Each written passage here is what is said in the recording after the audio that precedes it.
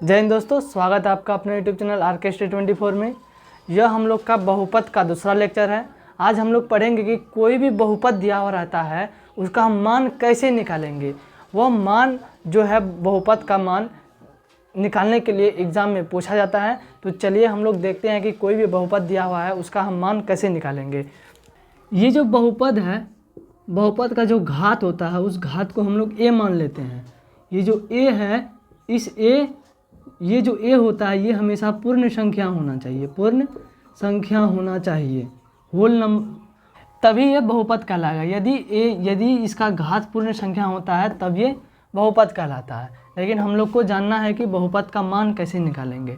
हम मान लेते हैं इफ़ यदि px मान लेते हैं हम ax² है, इसी फॉर्म में होता है बहुपद bx + c है।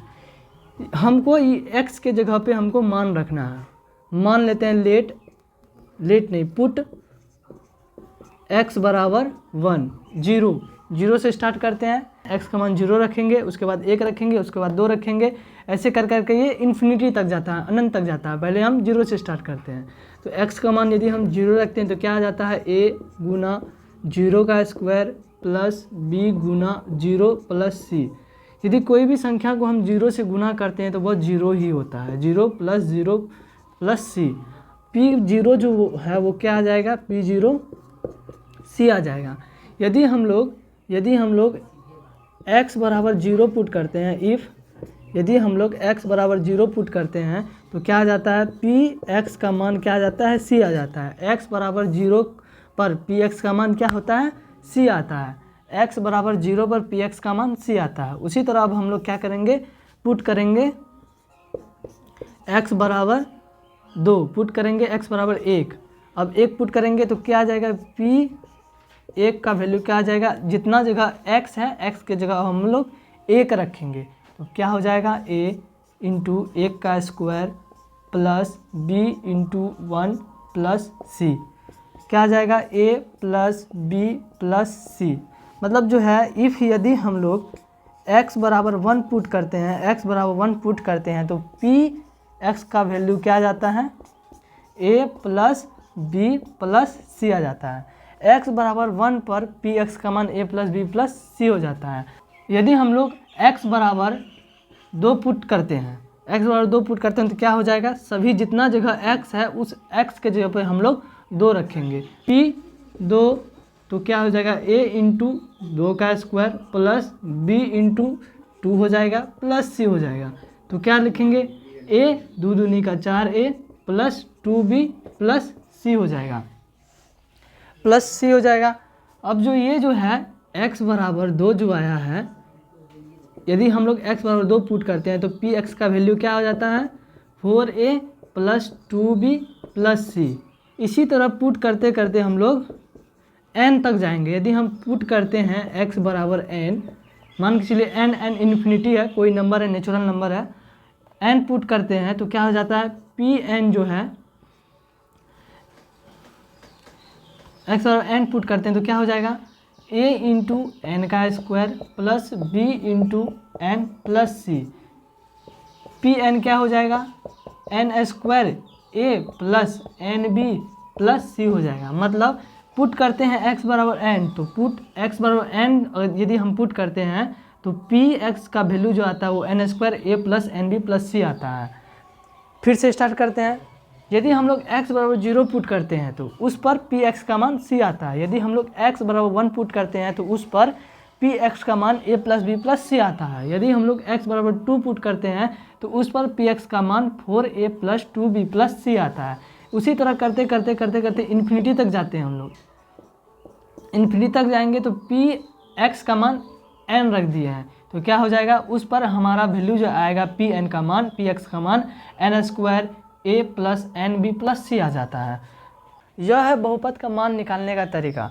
अब हम लोग पढ़ेंगे बहुपद का शून्यक कैसे निकाला जाता है। कोई भी बहुपद है उसका शून्यक कितना होता है, कैसे निकाला जाता है और उसका संबंध क्या है, उसका संबंध की सत्यापन करे, जांच करे, ये सब एग्जाम में पूछा जाता है।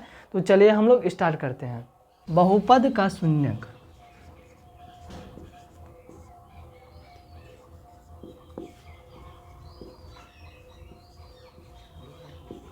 रूट ऑफ बहुपद, roots of polynomial, roots of polynomial. ये जो बहुपद है, बहुपद का शून्यक जो है वह बहुत सारा होता है। मतलब रैखिक बहुपद का शून्यक 1 होता है, द्विघात बहुपद का शून्यक 2 होता है, त्रिघात बहुपद का शून्यक 3 होता है। उसी तरह बढ़ते जाता है तो n घात वाला जो बहुपद होता है उसका शून्यक अनंत होता है। n घात वाला जो बहुपद होता है उसका शून्यक अनंत होता है। तो स्टार्ट करते हैं हम लोग। शुरुआत में बहुपद का शून्यक पहले लिखेंगे रैखिक बहुपद का शून्यक, रैखिक बहुपद का शून्यक। पहले स्टार्ट करते हैं रैखिक बहुपद का शून्यक क्या हो सकता है। रैखिक बहुपद क्या होता है, जिसका घात 1 हो। तो क्या मान लेते हैं, इसका px हो जाएगा कितना, ax प्लस b, घात 1 होना चाहिए। जिसका घात 1 हो उसे हम रैखिक बहुपद कहते हैं। इसका शून्यक क्या हो जाता है, रैखिक बहुपद का घात 1 होता है तो उसका शून्यक 1 होता है। इसका जो शून्यक हो जाएगा, शून्यक की संख्या जो होगा वो 1 ही होगा। जितना घात उतना शून्यक, रैखिक बहुपद मतलब जितना घात होगा उतना शून्यक होगा। रैखिक बहुपद में 1 घात तो 1 शून्यक, 1 शून्यक। अब हम लोग द्विघात बहुपद, द्विघात बहुपद कौन सा होता है, जैसे px हो गया ax² bx प्लस c